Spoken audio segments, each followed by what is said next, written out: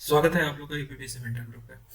हम लोग मेंस में एथिक्स देख रहे हैं और जो लास्ट हमारा 6 नंबर का लेक्चर था उसमें मालूम है कि हमने बहुत कुछ बता दिया मूल्यों को लेके। और आप लोग ये सोच रहे होंगे कि मूल्यों में देखो, सीधी सीधी बात है कि हम लोग पिछले टॉपिक में क्या पढ़ा, तो परिवार का रोल पढ़ा मूल्यों को विकसित करने में, और उसके बाद हमने पढ़ा समाज का रोल है। बीच में आप लोग को ये छोड़ दिया था कि मूल्य के संवर्धन में या प्रसारण में सामाजिक परिवेश का महत्वपूर्ण योगदान होता है। तो कौन कौन से सामाजिक परिवेश है वो हमने हवा दिया था, लेकिन हमको लगता है ना कि हम छोड़ देंगे आप लोग के ऊपर तो तैयारी नहीं अच्छे से करोगे, इसलिए हम फिर से उस पर डिस्कशन करने जा रहे हैं। रात को 2:30 बज गया था रिकॉर्ड करने में, तो इसलिए डिस्कशन नहीं किए और छोटा वीडियो भी रखना था। तो आज डिस्कशन करने जा रहे हैं। जरा सा रिकैप लेते हैं। रिकैप में हमने कहा कि मूल्य क्या है। पहली बात, मूल्य क्या है, व्हाट इज वैल्यू। ठीक है, तो वैल्यू क्या है। मूल्य शुभ शुभ है, वांछनीय है। ठीक है, शुभ है या वांछनीय है। हम कहेंगे गरिमापूर्ण जीवन जीने के लिए, गरिमापूर्ण जीवन जीने के लिए आवश्यक है। मूल्य वे कसौटियां हैं जिनके आधार पे, जिनके जिनके आधार पे, ये सिर्फ याद करना नहीं है, जिनके आधार पे मानवीय आचरण का, जो हम लोग आचरण करते हैं, मानवीय आचरण का उचित या अनुचित के रूप में, शुभ अशुभ के रूप में, शुभ अशुभ के रूप में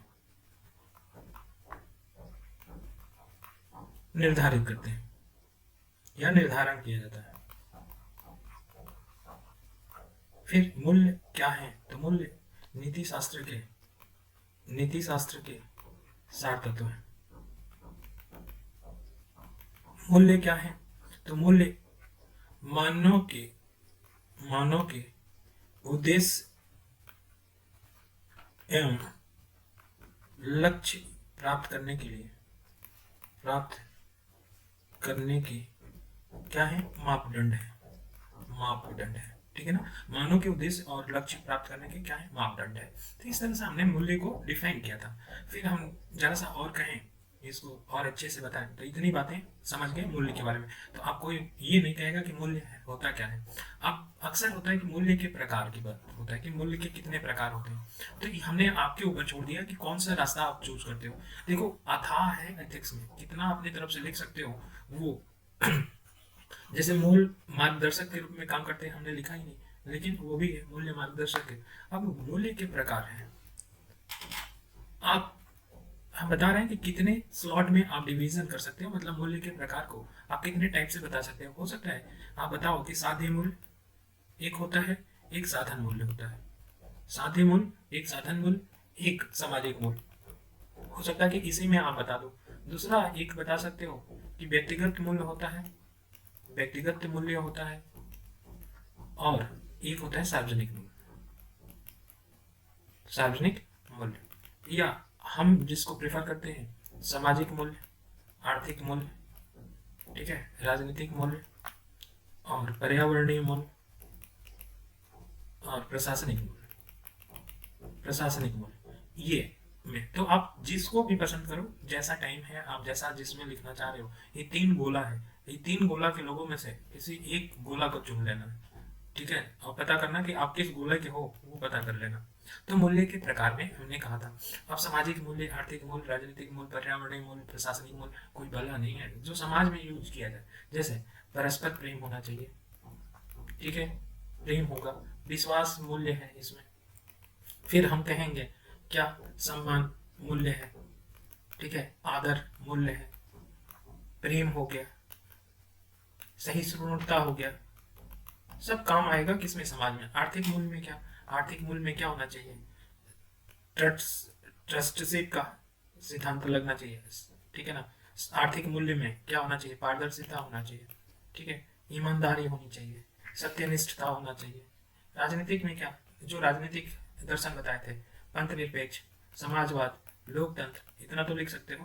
पर्यावरण नहीं में क्या, तो जीवों का रक्षा, वन का सुरक्षा, ये सब है, ठीक है ना। हत्या नहीं करना जीवों का, वन का रक्षा करना। प्रशासनिक में झोला भर के सत्यनिष्ठा, ईमानदारी, ठीक है, संवेदनशीलता, लोक नीति का सदुपयोग, ये सब हो जाएगा। तो जैसा भी चाहो वो आप लिख सकते हो, ये बात हो गया। फिर हमने कहा कि मूल्य को बढ़ाने के लिए परिवार का क्या है, तो परिवार कैसे मूल्य को बढ़ाया देगा। तो हमने कहा कि परिवार में ही हमने इसकी बात करना है कि इसको जॉन लॉक की बात करना है। जॉन लॉक की वही है अवधारणा। जॉन लॉक क्या बोलता है कि बच्चे कोरे कागज के समान होते हैं, ठीक है, कोरे कागज के समान होते हैं।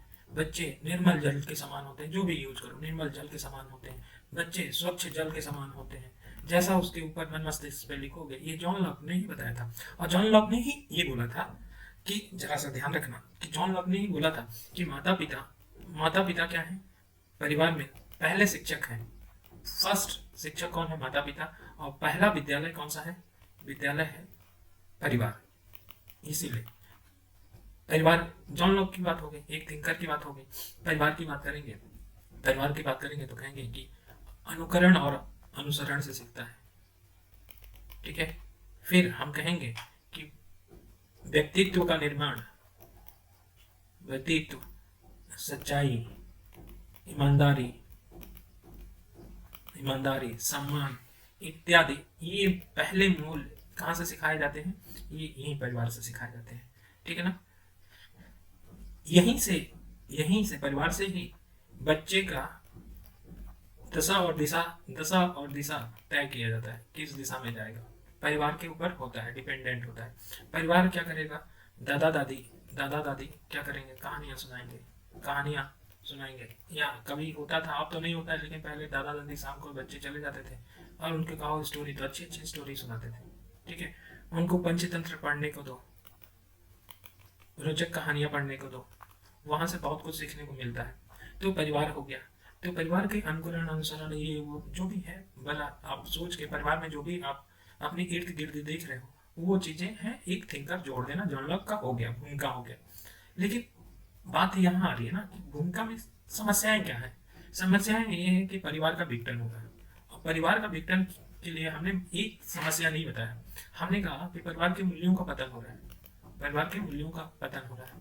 और मूल्यों का पतन हो रहा है तो कहाँ जा रहा है, एकल परिवार में जा रहा है। एकल परिवार में जा रहा है तो एकल परिवार होने का कौन कौन से कारण है, औद्योगिकरण है, ठीक है, औद्योगिकरण है। फिर हम अगर कहें कि जो सामाजिकरण, वो सामाजिकरण भी अच्छा नहीं है। शहरीकरण है, शहरीकरण की वजह से भी ये परिवार टूट रहा है। फिर हमने कहा कि आधुनिक जैसे इलेक्ट्रॉनिक वगैरह मीडिया है, तो वो उससे भी टूट रहा है। फिर हम कहें पाश्चात्य से, इससे भी टूट रहा है, पाश्चात्य संस्कृति के कारण भी टूट रहा है। तो तमाम कारण है जिसकी वजह से क्या कर रहा है, परिवार विघटित हो रहा है। और परिवार विघटित होगा तो मूल्यों का क्या होगा, पतन होगा, ठीक है ना। तो एक समस्या ये आ गई। तो फिर हमें क्या करना चाहिए, एक तो बात है कि भूमिका अदा करता है। भूमिका अदा में हमने बता दिया कि कैसे कैसे भूमिका अदा करता है, ठीक। अब इस समस्या का समाधान कैसे करना चाहिए, समाधान भी तो बताओ। तो ये समस्या परिवार के विघटन को रोकने के लिए बताओगे कि मूल्यों का क्या करना चाहिए, संरक्षण देना चाहिए, बढ़ावा देना चाहिए, प्रोत्साहन करना चाहिए, समाज को आगे आना चाहिए, ठीक है ना। इलेक्ट्रॉनिक या आधुनिक उपकरण को, ये भौतिकवाद को क्या करना पड़ेगा, आपको छोड़ना पड़ेगा। शहरीकरण की बात करेंगे तो हम ये शहरीकरण क्यों बढ़ रहा है, चकाचौंध रोशनी की तरफ, शहरीकरण की तरफ जा रहे हैं। और शहरीकरण क्या कर रहा है, परिवार तोड़ रहा है, एकल परिवार तोड़ रहा है। तो शहरीकरण को बोलेंगे कि हम यहाँ पे भी, शहरों में भी मूल्यों को बढ़ावा दें, जो हमारे पारंपरिक मूल्य हैं उनको बढ़ावा दें।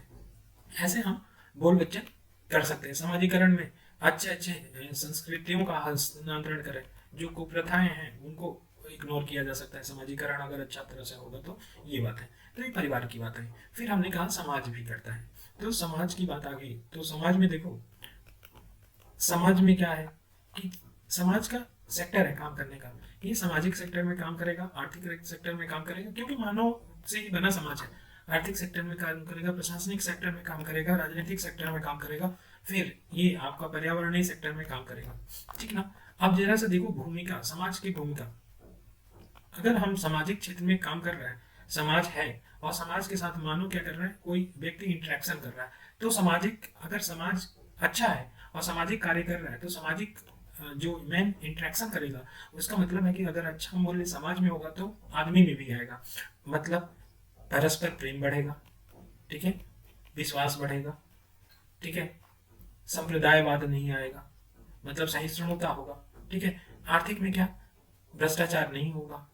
मतलब ये सारी चीजें कौन सीखेगा, मैन सीखेगा। बात को समझो, इस बात को हम समझाने के लिए बेसिकली इंतजार कर रहे थे, कब समझाएंगे, आज आ गया मौका तो समझा ही दे रहे हैं। देखो, हमने कहा कि समाज है एक तरफ से, और समाज के हम पार्ट हैं, हम पार्ट हैं, तो हम पार्ट हैं तो आप अपने आप को समझो। हमने यहाँ पे ह्यूमन लिख दिया, मेल फीमेल जो भी होगा, ये समाज से इंटरेक्शन करेगा। और ह्यूमन किस किस क्षेत्र में काम करता है, जो हमने बताया, सामाजिक आर्थिक, सामाजिक काम करता है, आर्थिक काम करता है, राजनीतिक काम करता है, और हम बताएं तो पर्यावरणीय, फिर हम कहें तो क्या बोल, प्रशासनिक, ये काम करता है। सेम काम समाज भी करेगा, क्योंकि ये भी इसी से बना है, सेम काम ये भी करेगा। अर्थात अगर सामाजिक की बात है तो सामाजिक ह्यूमन क्या करेगा, इंटरेक्शन करेगा, दोनों ये क्या करेंगे, इंटरेक्शन करेंगे। अगर समाज अच्छा होगा, जैसे बोला था मीड ने, मार्गेट मीड ने बोला था, क्या मीड ने यही तो बोला था कि अगर जैसा समाज होगा वैसा ही व्यक्ति बन जाता है, जैसा समाज होगा वैसा व्यक्ति होगा, तो समाज जैसा होगा वैसा व्यक्ति बन जाएगा। पर्सनालिटी स्कूल में वैसा ही बनेगा। अगर हिंसक समाज होगा तो व्यक्ति भी हिंसक हो जाएगा। कहने का मतलब समाज का बहुत व्यापक रूप से प्रभाव पड़ता है और हर क्षेत्र में इंटरेक्शन करेगा। अगर समाज अच्छा है, अच्छे सामाजिक मूल्यों का होगा, तो वो जो ह्यूमन इंटरेक्शन करेगा उसके अंदर क्या क्या वैल्यू आएगी, महिलाओं का सम्मान करेगा, ठीक है, लिंग समानता करेगा। आप कितना लिख सकते हो, आप समझो कि झूला भर भर के लिख सकते हो, लिंग समानता को करेगा, वो सम्मान करेगा बुजुर्गों को, ठीक है, महिलाओं को सम्मान करेगा, बुजुर्गों को सम्मान करेगा, वो विश्वास करेगा सामाजिक में। वैसे ही आर्थिक में क्या होगा, आर्थिक अगर समाज खुलेपन का है तो वो वहां पे भ्रष्टाचार नहीं होगा, मतलब पारदर्शिता रखेगा, जवाबदेहिता बन रहेगा, बढ़ेगा। वैसे ही राजनीतिक में क्या, लोकतंत्र को बढ़ावा देगा ना। जरा सा देखो, पर्यावरण को क्या, वो वन की रक्षा करेगा, जीव, वन्य जीव जो होते हैं उनकी रक्षा करेगा, बायोडाइवर्सिटी की रक्षा करेगा, अच्छा मूल्य सीखेगा। वैसे ही प्रशासनिक के जितने मूल्य हैं वो अच्छा मूल्य इंटरेक्शन से सीख सकता है। तो ये इंटरेक्शन से सीखेगा ना, यही इंटरेक्शन ही ये इंटरेक्शन ही हमारा क्या बोलते हैं, समाजीकरण, ठीक है ना। जैसा समाज होगा, अब दूसरी पार्ट पे चलते हैं। समाज का अपना एक संस्कृति होगा, क्या होगा, संस्कृति होगा, वो संस्कृति रिफ्लेक्ट करेगा इसको, ठीक है, ये रिफ्लेक्ट करेगा। जैसा समाज होगा वैसा संस्कृति होगा, और समाजीकरण के माध्यम से, समाजीकरण के माध्यम से ये संस्कृति एक पीढ़ी से दूसरी पीढ़ी जाता है। तो कहें कि अगर समाज क्या है, बहुत अच्छा है, उत्तम विचार हैं हर सेक्टर के, तो संस्कृति में भी उसके उत्तम विचार होंगे और हर एक पीढ़ी को मिलता जाएगा, ठीक है। तो ये बात है। तो हमने समाज की बात करें, अब समाज की क्या क्या भूमिका हो सकती है सेक्टर की, वो बात कर लेते हैं, समझ में आया। देखो, समाज की बात कर रहे हैं कि वृद्धि करने में, मूल्यों की वृद्धि में समाज की भूमिका, तो समाजीकरण के माध्यम से कर सकते हैं। अब बोल बच्चन करना है, हमने बहुत छोटे में समझाया बहुत अच्छे से कि समाजीकरण क्या है, ये मनोवैज्ञानिक प्रक्रिया है। हम समाज में रहना और उसका सक्रिय सदस्य बनना सीखते हैं समाजीकरण के माध्यम से। समाजीकरण के माध्यम से मानदंड, मूल्य के साथ साथ अपनी सामाजिक भूमिकाओं, जैसे पति पत्नी, माता पिता, मित्र, नागरिक की संपादन की कला सीखते हैं। ये कला सीखते हैं समाजीकरण में। समाजीकरण में हम क्या करते हैं कि परिवार, समुदाय, शिक्षण संस्थाओं की विशेष भूमिका रहती है सामाजिक सीख में, और समाजीकरण की बालक संस्कृति की विशेषताओं को सीखता है और मूल्यों का अनुसार अपने आचरण को ढालता है समाजीकरण के माध्यम से। तद अनुरूप अपने व्यक्तित्व का विकास करता है। जैसे मेट ने बोला था कि जैसा समाज होगा वैसा व्यक्ति बन जाएगा, तो जैसा समाज होगा उससे समाजीकरण होगा उस व्यक्ति का, और वैसा बन जाएगा, वही बात है, ठीक है।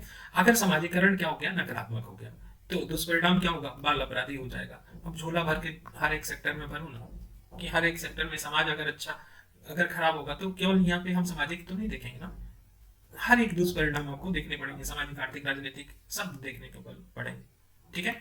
और अपनी बदलती हुई भूमिका का निर्वहन मूल आधारित होकर करें। मतलब कहने का मतलब समाजीकरण प्रक्रिया में प्राचीन मूल्यों के साथ साथ नवीन मूल्यों को, मानकों को, व्यवहारों को प्रशिक्षण देना चाहिए। तो समाजीकरण में अच्छे मूल्यों को प्रशिक्षण करना चाहिए, और समाजीकरण के माध्यम से हम समाज की भूमिका देख सकते हैं, मूल्यों को बढ़ावा दिया जा सकता है, हो सकता है कि नहीं। हो सकता है, बिल्कुल हो सकता है। दूसरा आते हैं, दूसरा है कि नागरिक अगर पहल करे तो भी हम मूल्य को बढ़ावा दे सकते हैं। तो बोले ना कि समाज की भूमिका को बढ़ावा दिया जा सकता है, तो कितने टाइप से बढ़ावा दिया जा सकता है। समाज कहाँ से, समाजीकरण के माध्यम से मूल्यों में वृद्धि कर सकता है। नागरिक पहल का, जैसे कोई भ्रष्टाचार कर रहा है तो भ्रष्टाचार को उजागर करना, तो उजागर करके ऐसे करेंगे तो एक दूसरे को क्या करते हैं, प्रोत्साहित करते रहेंगे, जागरूक करते रहेंगे कि वो भ्रष्टाचार की बुराइयों के बारे में शिक्षा देना है, रोकने की बात करेंगे। अगर नागरिक पहल करेंगे, जैसे नॉक दी डोर की बात क्या है, ये घरेलू हिंसा को खत्म करने के लिए ये पहल ही था, नॉक दी डोर।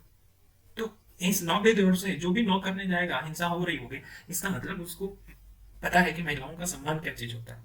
ठीक है, तो वो मूल्य की वृद्धि होगी कि नहीं। एग्जाम्पल बहुत सारे हैं नागरिक पहल में।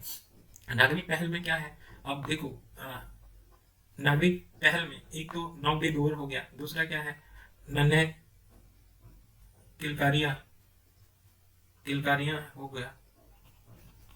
ठीक है, फिर और क्या हो सकता है, एग्जाम्पल देख सकते हो नागरिक पहल में।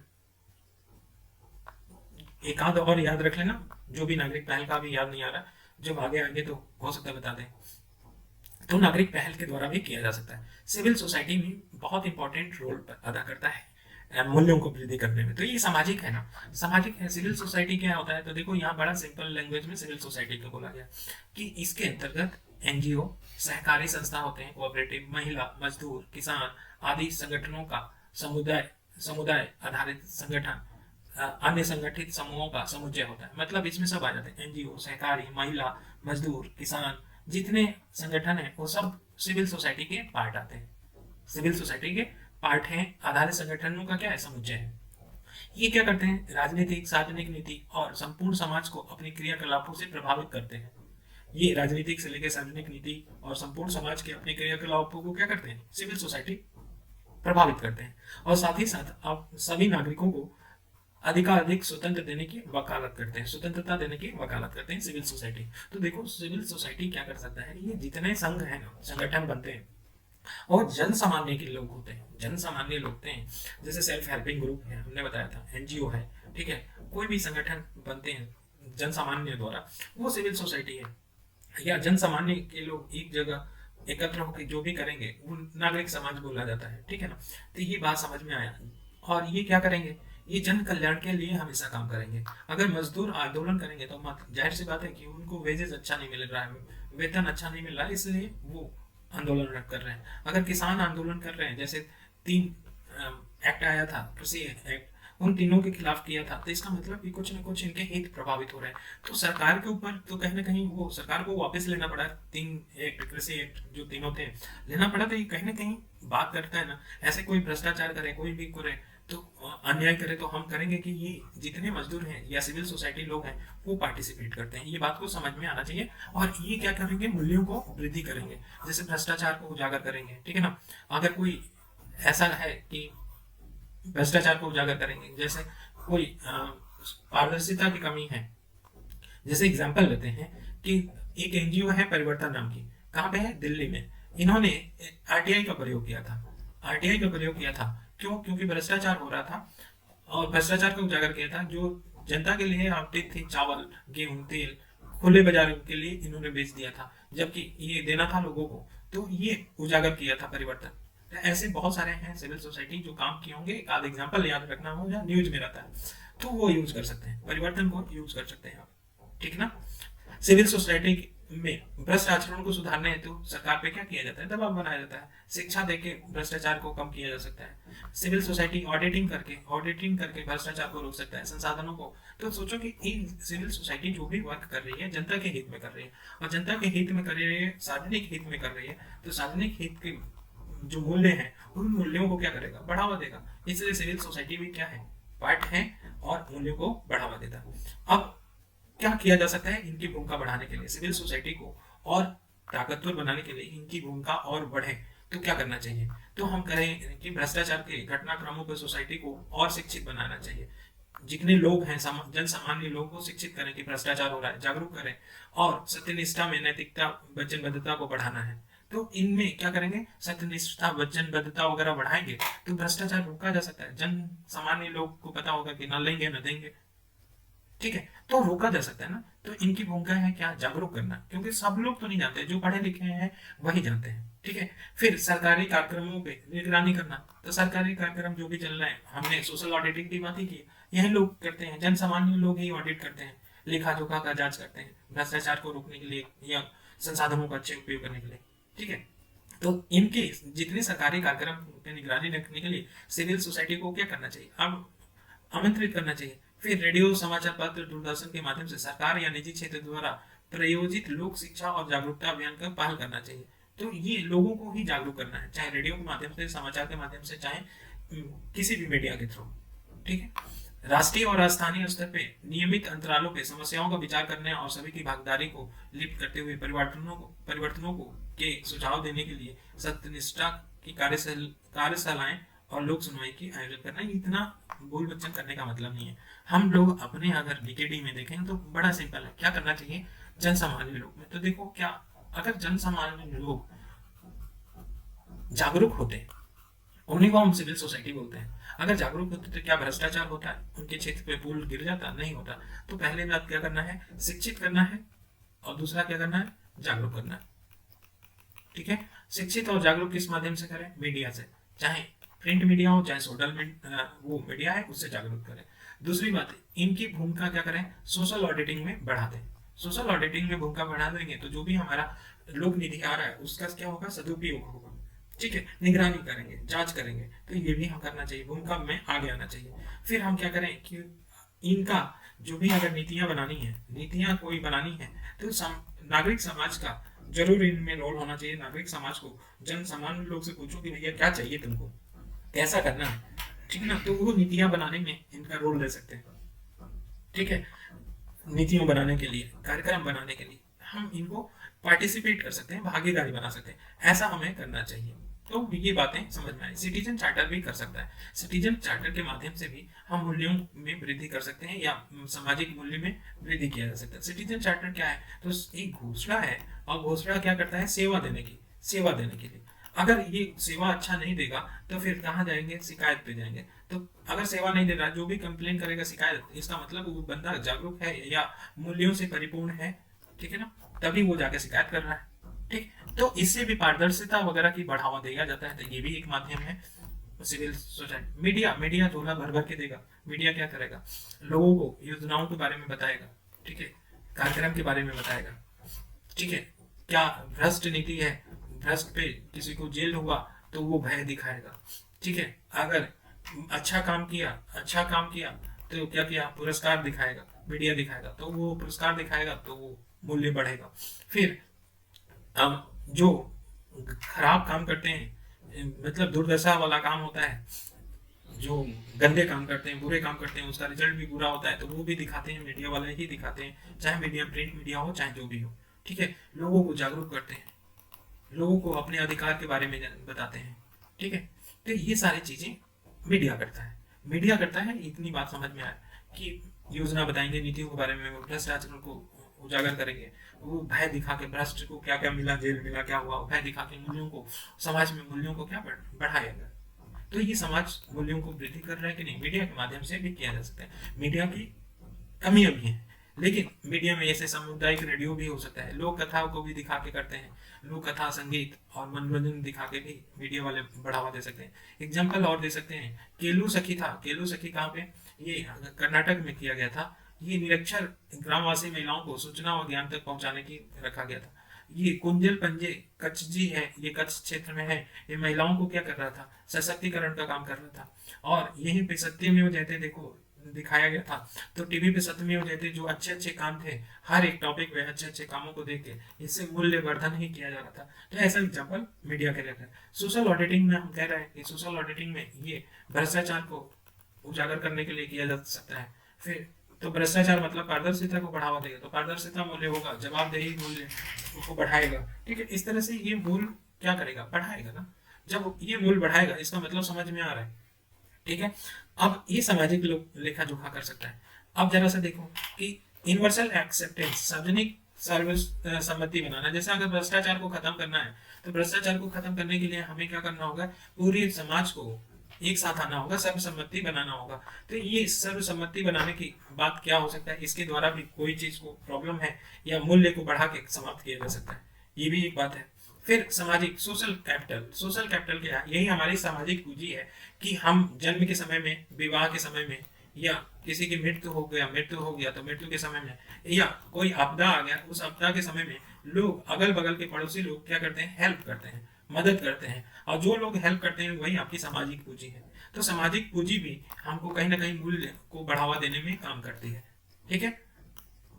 सोशल इंजीनियरिंग, सोशल इंजीनियरिंग का मतलब क्या कि हम कोई सामाजिक परिवर्तन ला रहे हैं, सामाजिक परिवर्तन ला रहे हैं, कहीं पे कुरीतियां वगैरह हैं, कुरीतियां वगैरह, उस कुरीतियों को खत्म करने के लिए हम व्यापक रूप से वहां पे अभियान कर रहे हैं, लोगों को समझा बुझा रहे हैं, अभियान कर रहे हैं, समझा बुझा रहे हैं। तो इसका वो कुरीतियां अगर खत्म हो जाए सामाजिक परिवर्तन लाने के लिए, तो वो उसको बोलते हैं सोशल इंजीनियरिंग। कोई व्याप्त समस्याएं हैं, कुरीतियां हैं, उसको समाप्त करने के लिए हम व्यापक रूप से परिवर्तन करते हैं, उसको बोलते हैं सोशल इंजीनियरिंग। इसके माध्यम से भी बढ़ावा दिया जा सकता है। तो एक हम लोग रिकैप ले लें यहाँ पे कि क्या क्या हो सकता है।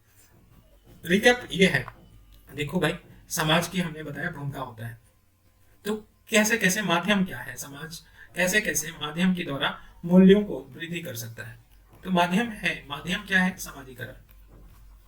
समाजीकरण, समाजीकरण से क्या, संस्कृति के जो अच्छे अच्छे मूल्य हैं उनको सिखाता है। ठीक है, प्रेम, विश्वास, ठीक है, एटीसी जो भी आप लिखो, समाजीकरण के माध्यम से।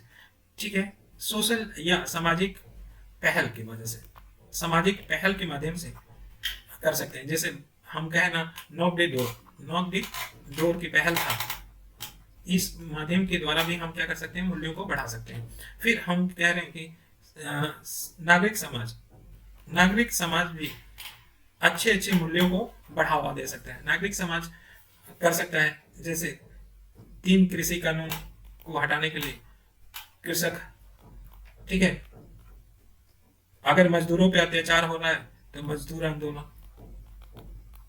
ठीक, ये नागरिक समाज हो गया। फिर हमने कहा कि और क्या हो सकता है, सिटीजन चार्टर। सिटीजन चार्टर क्या करेगा, सिटीजन चार्टर हमारा पारदर्शिता लाएगा, जो भी सेवा देंगे उस पारदर्शिता मूल्य को बढ़ावा देगा। फिर माध्यम हम क्या बताएं कि सोशल इंजीनियरिंग के द्वारा, सोशल इंजीनियरिंग ये सामाजिक अभियंत्रिकी के द्वारा, इंजीनियरिंग के द्वारा हम कर सकते हैं सामाजिक परिवर्तन। सामाजिक परिवर्तन क्या, कोई कुरीतियां वगैरह गलत हो उसको सामाजिक परिवर्तन करके हम मूल्यों को बढ़ावा दे सकते हैं। फिर हमने क्या बोला इसमें कि सोशल ऑडिटिंग के द्वारा भी हम कर सकते हैं मूल्यों को बढ़ावा दे सकते। तो ये तमाम तरीके हैं बढ़ाने की। माध्यम, समाज की जो भूमिका है तो कैसे करता है, माध्यम क्या होना चाहिए, तो किन किन मूल्यों का हो रहा है, ऐसे लिस्टिंग करके आप बता दोगे तो भी नंबर मिल जाएंगे। माध्यम क्या होगा, किस माध्यम से कर रहा है, और हो सकता है कि एक पे आपको पूछ लिया जाए। तो यहाँ पे डीकेडी का मतलब यही चीजें समझना था। तो आज के लिए आई होप कि समझ में आ गया होगा। तो हमारा खत्म हो गया, जो पीछे छोड़ दिया था थोड़ा बहुत आपको लिंक छठे का, ये लिंक मिल जाएगा। ये वीडियो अलग हम से डाल दे रहे हैं अभी।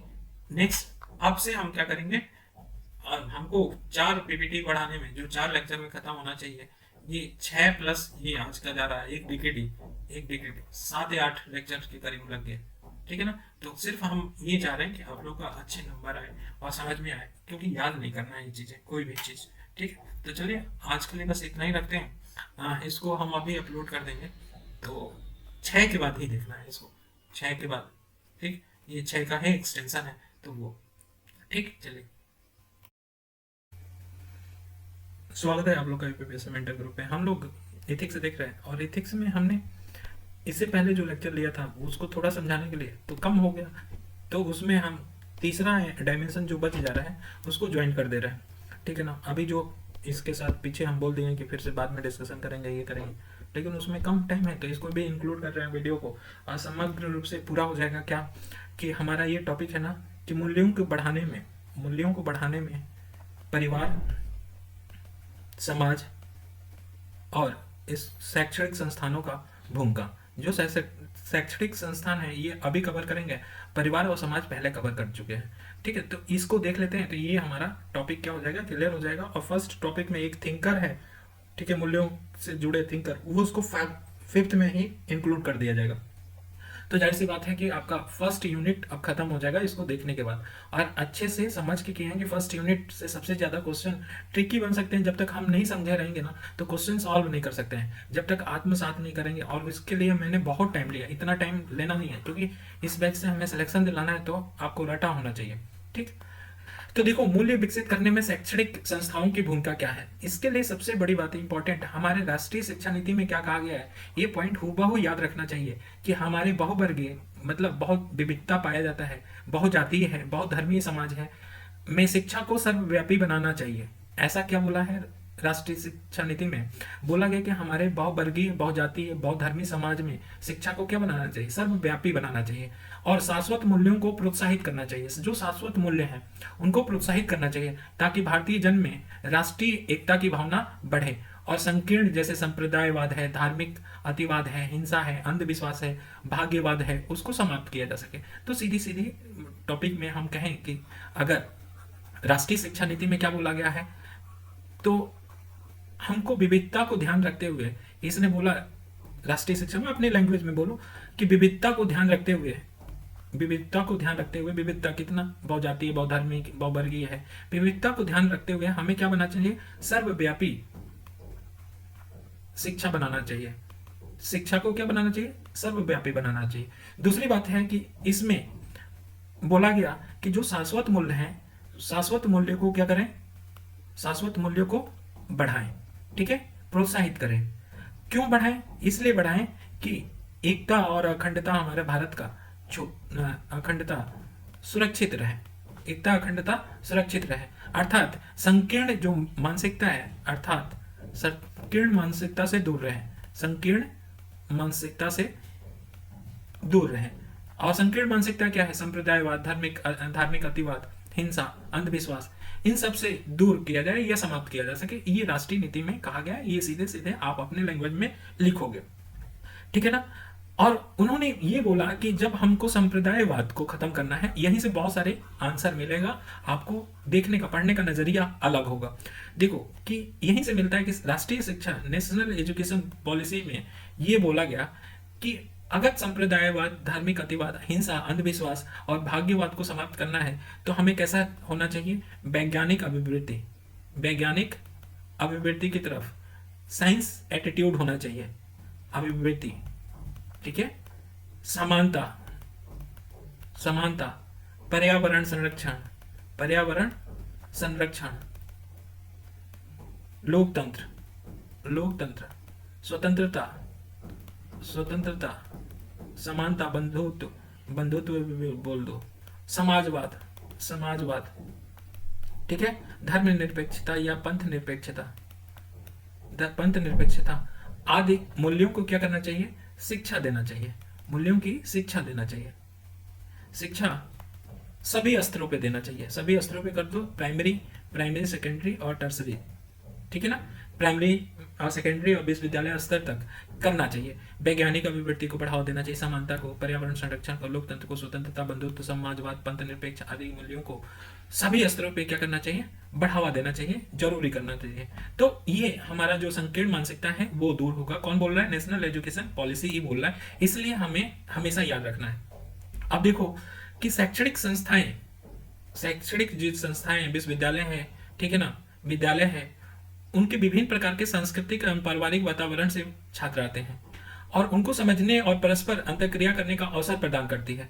मतलब हम सीधी साधी बात बोले कि विविधता में, विविधता को बनाए रखने के लिए हमें क्या चाहिए, सहिष्णुता चाहिए, सहिष्णुता चाहिए। और सहिष्णुता को बढ़ावा देने के लिए सबसे बड़ा अच्छा उपकरण कौन है? शिक्षा, शैक्षणिक संस्थान है। क्यों? क्योंकि विभिन्न प्रकार के लोग आते हैं, विभिन्न धर्म के आते हैं, जाति के आते हैं, परिवार के आते हैं, और उनको एक दूसरे को समझने के लिए, परस्पर अंतःक्रिया करने के लिए बढ़ावा दिया जाता है, अर्थात सहिष्णुता को एक तरह से प्रमोट किया जाता है।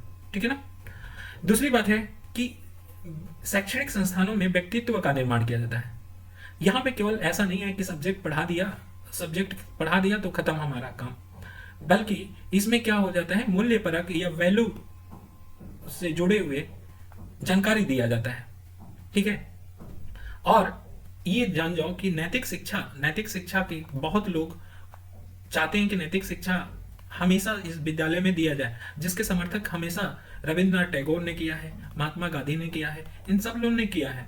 ठीक है, तो ये ध्यान रखना है कि चरित्र का बेसिकली क्या है कि हम एक बात जरा सा देखो, शैक्षणिक संस्थान में करेगा क्या, ये चीज को डीकेडी ही कर लेते हैं तो ज्यादा बेटर होगा कि शैक्षणिक संस्थाएं कैसे भूमिका निभाती हैं।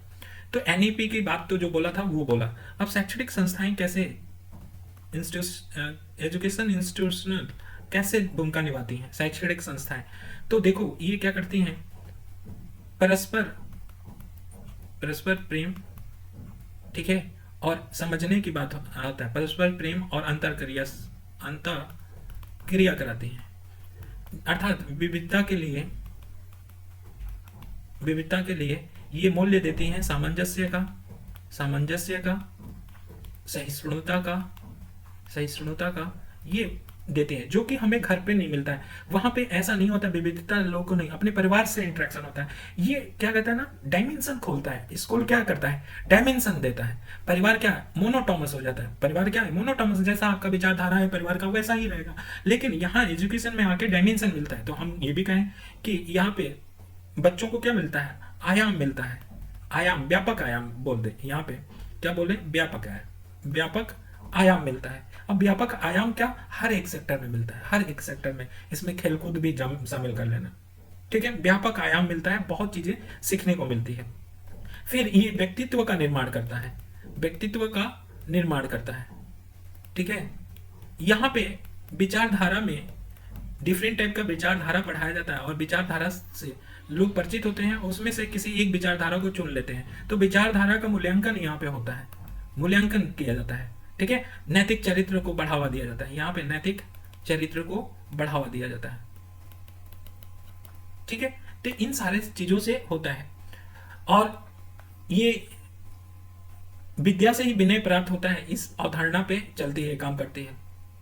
गांधी जी का कथन है कि वह शिक्षा ही क्या जिसमें चरित्र निर्माण ना हो, और वह चरित्र ही क्या जिसमें व्यक्तिगत पवित्रता ना हो। ये गांधी जी का कोट है कि वह शिक्षा ही क्या जिसमें चरित्र निर्माण ना हो, और वह चरित्र ही क्या जिसमें व्यक्तिगत पवित्रता ना हो। ठीक है ना, तो ये भी बता सकते हैं विद्यालय वह सशक्त माध्यम है जो समाज की संस्कृति की सुरक्षा करती है, और उसका हस्तांतरण एक पीढ़ी से दूसरी पीढ़ी करती है। तो सशक्त माध्यम भी है संस्कृति की सुरक्षा करने के लिए और उसका हस्तांतरण करने के लिए। तो पीछे ये भी लिख लेते हैं, गांधी जी की तो बात हो ही गई। ये क्या सशक्त माध्यम है किसके लिए, तो संस्कृति की संरक्षण के लिए और हस्तांतरण के लिए। ठीक है, ये भी बात हो गया, तो बात समझ में आ गया। तो विद्यालय का काम क्या है, जो शिक्षण संस्थान है क्या है, तो विद्यालय से आदमी क्या सीखेगा, क्या सीखेगा, तो इंटेलेक्चुअल ट्रेनिंग होती है, यहाँ पे बौद्धिक प्रशिक्षण दिया जाता है। तो उससे क्या होता है, बौद्धिक विकास होता है। बौद्धिक प्रशिक्षण देने से बौद्धिक विकास होता है, और बौद्धिक विकास होगा तो ईआई इमोशनल इंटेलिजेंस में क्या होगा, वृद्धि होगा, तो इससे ईआई बढ़ेगा। चरित्र प्रशिक्षण दिया जाता है, कैरेक्टर ट्रेनिंग, देखो ना हमेशा कैरेक्टर सर्टिफिकेट भी मांगा जाता है। तो कैरेक्टर, यहाँ पे चरित्र का निर्माण होगा। और हमने बताया था ना कि अगर उचित काम कर रहे हो, उचित काम का अभ्यास करोगे तो हमारा क्या होगा, आदत बनेगा, और वही आदत हमारे चरित्र का निर्माण करता है। और जो चरित्र अच्छा होता है उसको बोलते हैं सद्चरित्र। ठीक है ना, सद्चरित्र बोलते हैं। तो मतलब अगर अच्छा अभ्यास करवाएंगे स्कूल वाले चरित्र का, तो सद्चरित्र बन करके निकलेगा।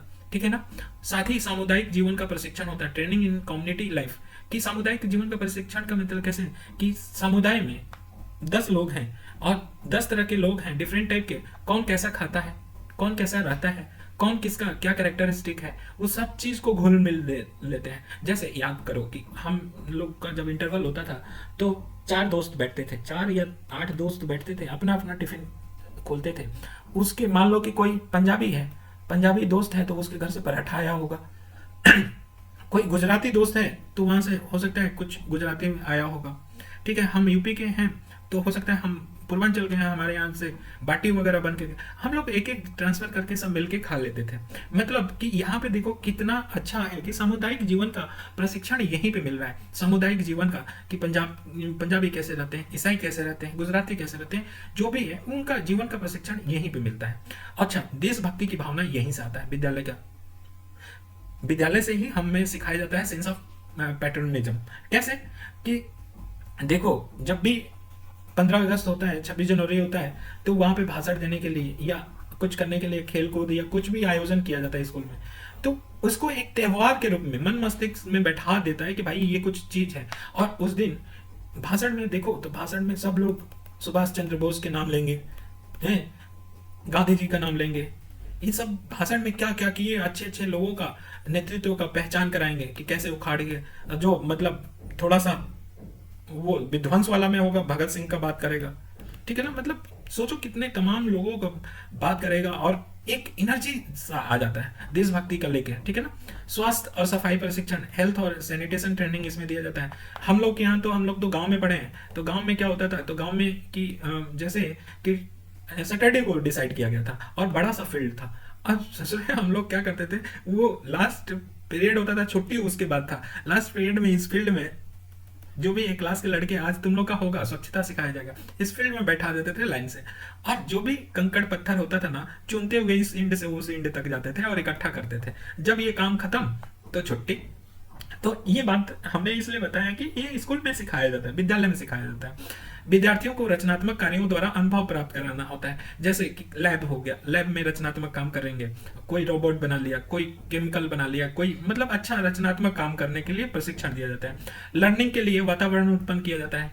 बालक को सृजनात्मक क्षमता का विकास किया जाता है। तो सृजनात्मक क्षमता का विकास किया जाता है कि कहते हैं ना कि होनहार बालक के लक्षण पहले ही दिख जाते हैं, ठीक है ना। होनहार बालक के लक्षण पहले ही दिख जाते हैं, तो लोग उसको प्रशिक्षण दे के माध्यम से और उसके घर के वालों को भी बताया जाता है कि भाई उसको अच्छे से करो। तो ओवरऑल कहने का मतलब है कि विद्यालय के माध्यम से हम क्या क्या सीखते हैं, इतनी बातें हमको पता चल गई कि विद्यालय के माध्यम से हम क्या क्या सीख सकते हैं। तो एक बोला कि बौद्धिक प्रशिक्षण होती है, विद्यालय में क्या किया जाता है, तो बौद्धिक प्रशिक्षण होता है, चरित्र का प्रशिक्षण होता है, ठीक है, सामुदायिक जीवन का प्रशिक्षण होता है, देशभक्ति भावना होता है, स्वास्थ्य और सफाई के बारे में दिया जाता है, विद्यार्थियों को रचनात्मक कार्यों के लिए दिया जाता है और सृजनात्मक विकास किया जाता है। तो ये सब विद्यालयों में किया जाता है, ठीक है ना। अब देखो खेल कूद संबंधित क्रियाएं भी होती हैं वहां पे विद्यालय में।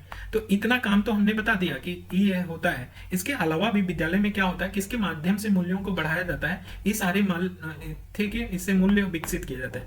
अब देखो खेल कूद संबंधित क्रियाएं, प्ले एक्टिविटी, गेम से भी हम क्या होते हैं, बढ़ाते हैं।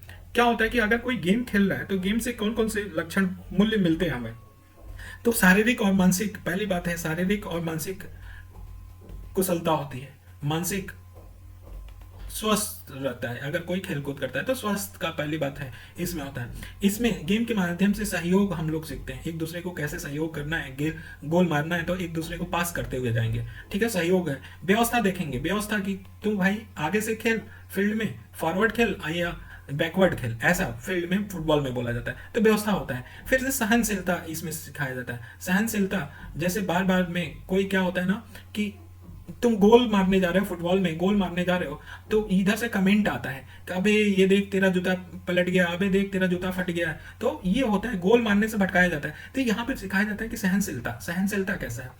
आपको शालीनता सिखाया जाता है। खेलकूद से क्या मिलता है, शालीनता मिलता है, ठीक है। यहाँ पे कोऑर्डिनेशन, समन्वय की बात होती है, एक दूसरे को कैसे होता है ये सिखाया जाएगा।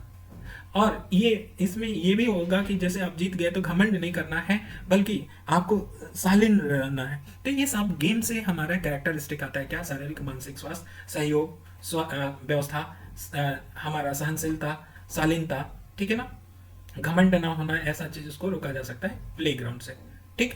जब भी प्लेग्राउंड, प्रार्थना सभा से हमें मॉर्निंग प्रेयर के माध्यम से हमें सीखने को मिलता है, ठीक है ना। ये हमको एक कहते हैं ना कि जब भी प्रेयर होना है तो एक चीज है कि हमें, जाहिर सी बात है कि हमारा कोई इष्ट देवता होगा। हम तो ऐसा हो नहीं सकता कि पंथ निरपेक्ष हों, लेकिन एक बात मान लें इष्ट देवता होगा, वो इष्ट देवता के ऊपर हम प्रार्थना लेके करते हैं, ठीक है, उसकी पूजा करते हैं और इसके माध्यम से हम मूल्यों को विकास करते हैं। अगर अनुचित काम करते हैं तो हो सकता है ईश्वर का भय दिखा के उसको रोकने के लिए बोलते हैं, ठीक है। दूसरी बात है कि डॉक्टर राधा कृष्णन ने कहा था कि जो भी है बच्चे जाएं तो कम से कम एक दिन देखना, कभी स्कूल में क्या लिखा जाता है, कोटेशन लिखा जाता है। और कोटेशन ब्लैक बोर्ड पे लिखा जाता है। कोटेशन लिखने का मतलब क्या, कि उसमें कुछ अच्छे विचार होंगे और जो अच्छे विचार ये बच्चे पढ़ेंगे तो उनके मन मस्तिष्क में क्या हो जाता है, छप जाता है, तो नैतिकता पे आधारित होता है। तो प्रार्थना सभा से भी हम लोग सिखाते हैं। जयंती पर्व या बर्थडे सेलिब्रेशन होता है, गांधी जयंती होता है, ठीक है, महापुरुषों पे जितनी भी जयंती होती हैं उस जयंती में उनके बारे में बताया जाता है, उनकी अच्छी अच्छी गुण, नैतिकता का उनका क्या मतलब था, उन सब के बारे में बताया जाता है, त्याग के बारे में, कैसे वो त्याग किए, कैसे वो कर्तव्यनिष्ठ थे, आपको भी ऐसे ही बनना है, कैसे वो देश प्रेमी थे, कैसे वो सहनशील थे, ये सारी चीजों को बताया जाता है इसमें, किसमें, जो जयंती पर्व होता है, ठीक है ना। इसमें नाटक होता है, वाद विवाद होता है, प्रतियोगिता होता है, गीत होता है, तो जयंती के पर्व के माध्यम से भी सिखाया जाता है, राष्ट्रीय पर्व के माध्यम से भी सिखाया जाता है। राष्ट्रीय पर्व क्या, 26 जनवरी, 15 अगस्त, इस सब के में हमें एकता और अखंडता का भावना क्या किया जाता है, जागृत किया जाता है कि हम सब एक हैं, ठीक। और इसी में न्यायालय, स्वच्छता पखवाड़ा, समाज उपयोगी उत्पादक कार्य, चर्चा, जीवनी, पठन, जैसे होता है ना कि कभी चर्चा होता है, दो ग्रुप बैठा लेते हैं किसी चीज पे चर्चा करने के लिए, तो मतलब हर एक चीज के रोल के बारे में बताया जाता है, हितकारी शिक्षा दिया जाता है, मनोरंजन की शिक्षा दिया जाता है, हर तरह से शिक्षा दिया जाता है, ठीक है ना। इसके अलावा भी ये सारे हो सकते हैं। तो हमने क्या बोला कि किसके किसके माध्यम से वो करता है विद्यालय, तो विद्यालय हमेशा देखो, विद्यालय किन किन माध्यमों से करता है, तो बौद्धिक प्रशिक्षण देता है, खेल कूद करता है, चरित्र प्रशिक्षण देता है, ठीक है, बौद्धिक प्रशिक्षण, चरित्र प्रशिक्षण, सामुदायिक जीवन का प्रशिक्षण देता है, देशभक्ति की, स्वास्थ्य और सफाई प्रशिक्षण कराता है, विद्यार्थियों को सृजनात्मक कार्य कराता है, खेल कूद संबंधी कार्य कराता है, उससे नैतिकता का विकास होता है, प्रार्थना सभाएं कराता है, उससे विकास होता है, जयंती पर्व कराता है, उससे भी विकास होता है, ठीक है ना, राष्ट्रीय पर्व कराता है, उससे भी हमारा विकास होता है। तो ये सारी चीजें हमने।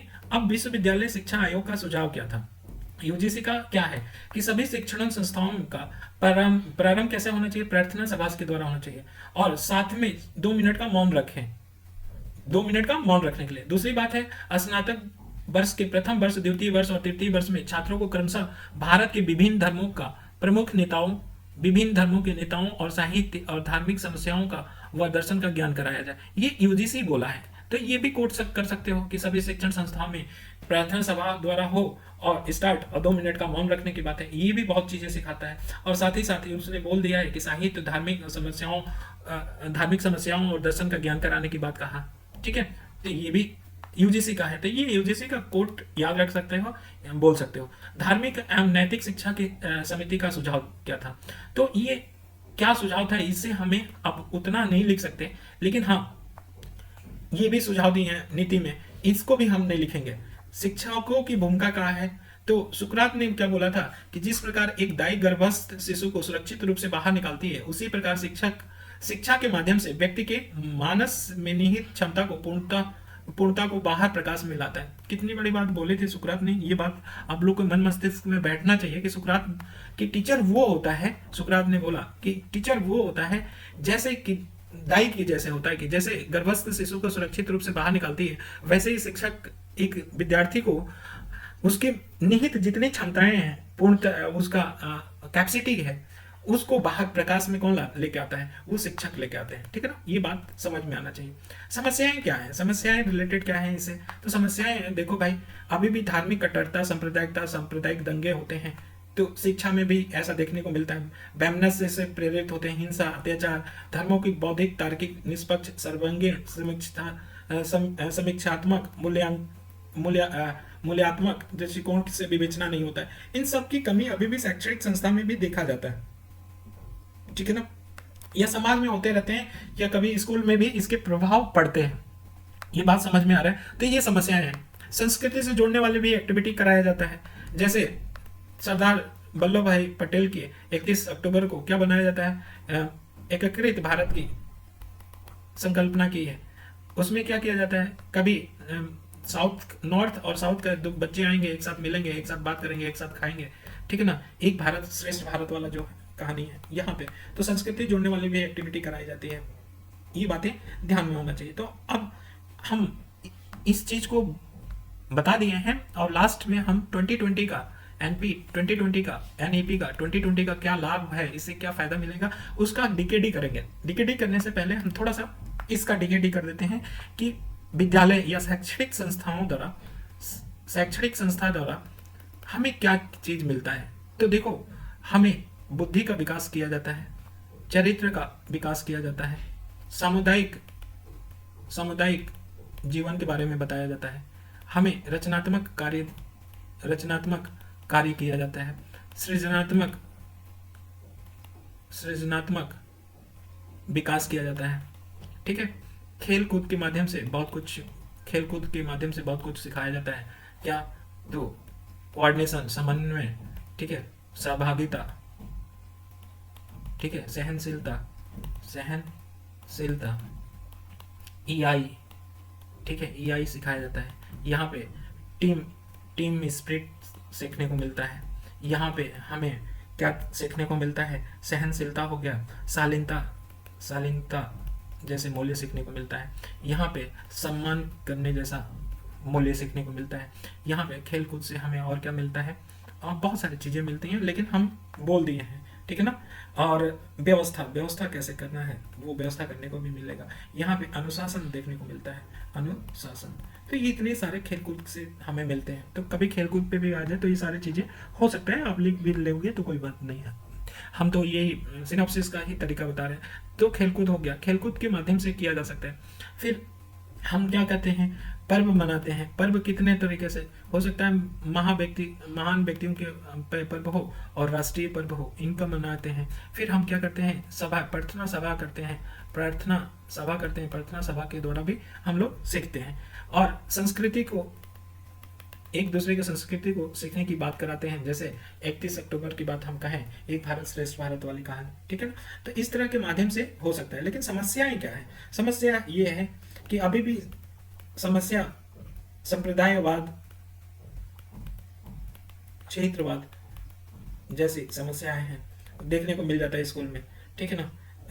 अनुशासनहीनता देखने को मिलता है, ठीक है। इससे पहले हमने सारी चीजें बता रखी हैं। वो टिपिकल ये यहाँ पे बैमनस से देखने को मिलता है, हिंसा, अत्याचार, ठीक है ना। बौद्धिक धर्मों की बौद्धिक और तार्किक रूप से हम मूल्यांकन नहीं करते हैं। और यहाँ भी वही बात उठ के रहती है कि हमारा धर्म बड़ा है, तुम्हारा धर्म छोटा है। यहाँ पे गुटबाजी देखा जाता है। इवन मेडिकल की पढ़ाई में हमें याद है कि हमारा दोस्त साउथ में पढ़ता था, तो वहाँ पे 2 ग्रुप बन गया था, एक नॉर्थ इंडियन वाला का ग्रुप, एक साउथ इंडियन वाला का ग्रुप, और इनमें टक्कर होता था। ये मेडिकल कॉलेज की बात हो रही है, ठीक है, मेडिकल कॉलेज की बात होती है। तो ये भी तो होता है ना। तो ये समस्या है। अब हम लोग थोड़ा सा एनईपी 2020 की बात कर लें। एनईपी 2020 की बात करें तो इससे हमें क्या सीखने को मिलता है? तो देखो, इसमें बोला गया है व्यवहारिक ज्ञान पे क्या दिया गया है? फोकस किया गया है। व्यवहारिक ज्ञान पे फोकस किया गया। इसमें बच्चों के मानसिक विकास के साथ साथ शारीरिक विकास की भी बात किया गया है। शारीरिक विकास की बात किया गया है, ठीक है। यहाँ पे मूल्यों की विविधता पे ध्यान दिया गया है। मूल्यों के विविधता पे को बढ़ाया गया है। जैसे विदेश से भी लोग आएंगे पढ़ने के लिए, या विदेशी संस्थाएं भी आएंगी, तो वो भी कुछ अच्छी मूल्यों को लेके आएंगे, ठीक है ना। तो मूल्यों की विविधता को बढ़ाया गया है। यहाँ पे क्या किया गया है? एनईपी में 2020 में ये सारे हमारे सोच हैं। हो सकता है कि आप लोग को लगे गलत कि ऐसा है, लेकिन हमारी सोच है, हमने जो पढ़ा है उसमें। यहाँ पे लैंगिक समानता को बल दिया गया है। क्यों? एग्जाम्पल दे रहे हैं, लैंगिक फंड की व्यवस्था किया गया है, ठीक है ना। यहाँ पे जो डिप्रेशन है, मानसिक स्वास्थ्य की बात पे बोला गया, डिप्रेशन वगैरह से बचाने के लिए बात कहा गया। क्योंकि मल्टीपल एग्जिट की बात कही गई है। हम बता रहे हैं क्यों डिप्रेशन वगैरह से मानसिक स्वास्थ्य पे फोकस किया गया है, क्योंकि मल्टीपल एग्जिट की बात है। अगर मम्मी पापा ने जबरदस्ती कहा कि बीए ले लो, तो एक टॉपिक ले लो, वो कर लो, तो अगर नहीं पसंद है तो एग्जिट कर जाओ, वो प्रेशर नहीं फील होगा, डिप्रेशन नहीं होगा, उससे बताना, ठीक है ना। फिर आपको संस्कृति को बढ़ावा दिया गया। संस्कृति मतलब 5 साल के लिए हम कहें कि आपको मातृ लैंग्वेज में आपको देना है, मातृभाषा में पढ़ाना है 5 तक। तो संस्कृति को भी क्या किया गया? बढ़ावा दिया गया, परंपरा को बढ़ावा दिया गया। तो व्यवहारिक ज्ञान पे दिया गया, बच्चों के मानसिक विकास और शारीरिक विकास पे ध्यान है, मूल्यों की विविधता में वृद्धि किया गया है, और एक दूसरे को समझें, या एक भारत श्रेष्ठ भारत की अवधारणा को ये जाके एनईपी सिद्ध करता है। लैंगिक समानता को बढ़ावा दिया गया। क्यों? क्योंकि हमने कहा कि इसमें एलजीबीटी भी है, LGBTQ भी है, ठीक है ना। कि लैंगिक फंड दिया गया। डिप्रेशन से मल्टीपल एग्जिट, संस्कृति को 5 वर्ष की मातृत्व भाषा को बोला गया है। और क्या इंपॉर्टेंट हो सकता है, तो यहाँ पे ध्यान दिया गया है किसके माध्यम से, तो ये 4+3+3, ठीक है, +4 कि एनईपी में दिया गया है, यहाँ पे 5 है, हम हमेशा गलत कुछ ना कुछ कर देते हैं, 5+3+4 है। एनईपी में ये बोला गया, तो यहाँ 5 पे ना, 5 वाले लेवल पे ये बात पे दिया है कि बाल्य अवस्था में मानसिक के साथ साथ, मानसिक विकास के साथ साथ पोषण पे भी ध्यान दिया गया है। पोषण भी क्यों, इस कंसेप्ट को बताता है कि कुपोषण से मानसिक खराबी होती है और साथ में स्वास्थ्य भी खराब होता है, और इसकी वजह से हमें जो हम कहते हैं ना कि अपना भविष्य गर्त में चला जाता है, क्योंकि उतना उत्पादक बच्चा नहीं होगा, उत्पादक नहीं होगा तो भविष्य में क्या हो जाएगा, उत्पादक नहीं होगा तो भविष्य गर्त में चला जाएगा। तो ये भी बात हो सकता है, ठीक है ना। तो इतने सारे मूल्यों को हमें सीखने को मिल रहा है इस एनईपी के 2020, ठीक है। व्यवहारिकता पर ध्यान गया है, बच्चों की मानसिक विकास, शारीरिक विकास, मूल्यों में विविधता लाने के, लैंगिक समानता लाने के लिए, डिप्रेशन बचाने के लिए, मल्टीपल एग्जिट संस्कृति को, ठीक है, 5 मातृभाषा, और साथ ही साथ ये भी तो बताया था कि लैंग्वेज मातृभाषा हो गया, यहाँ पे पोषण की बात हो गई।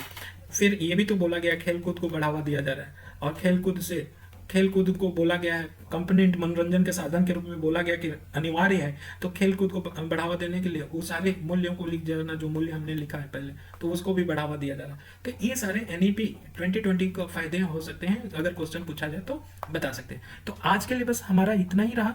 हमारा फर्स्ट यूनिट क्या हो जा रहा है, अब समाप्त हो जा रहा है। आई होप कि आप लोग को पसंद आया होगा, ठीक है ना। तो फर्स्ट यूनिट खत्म, अब दूसरे यूनिट पे एटीट्यूड पे हम लोग की भिड़ंत होगी, कल से होगी, ठीक है ना। तो चलिए आज के लिए बस इतना ही। Thank you so much.